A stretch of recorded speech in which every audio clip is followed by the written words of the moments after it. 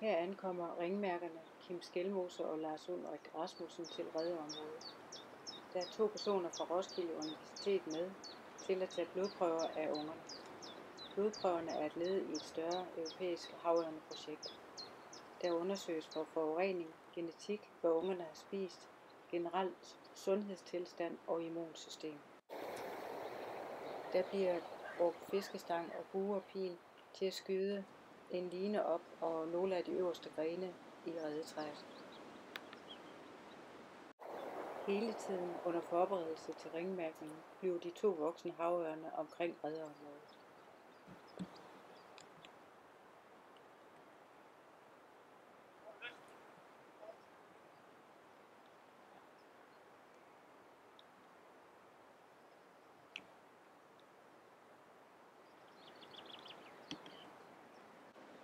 Ungerne ses ikke i reden den første tid.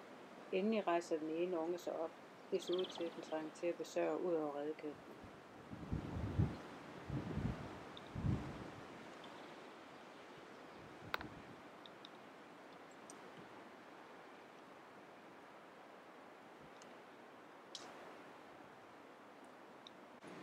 Så er hejseværket sat til, og nu går det hurtigt.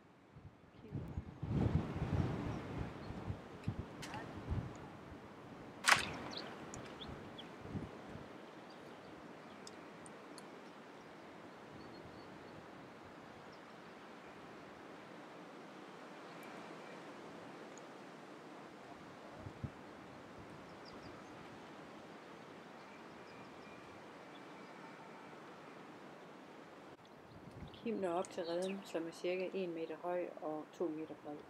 Der er 2 unger.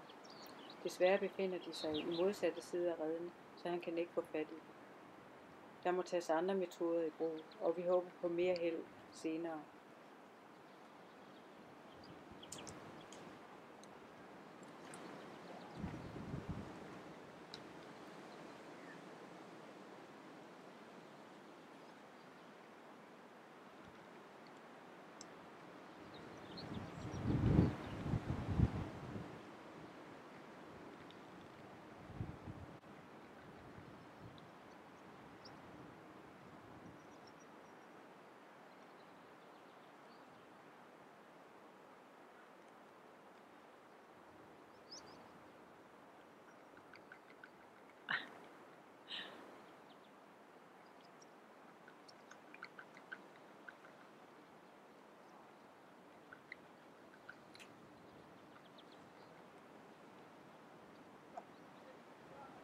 Man kan høre, at ungen ikke er helt tilfreds med, at der kommer en person så tæt på.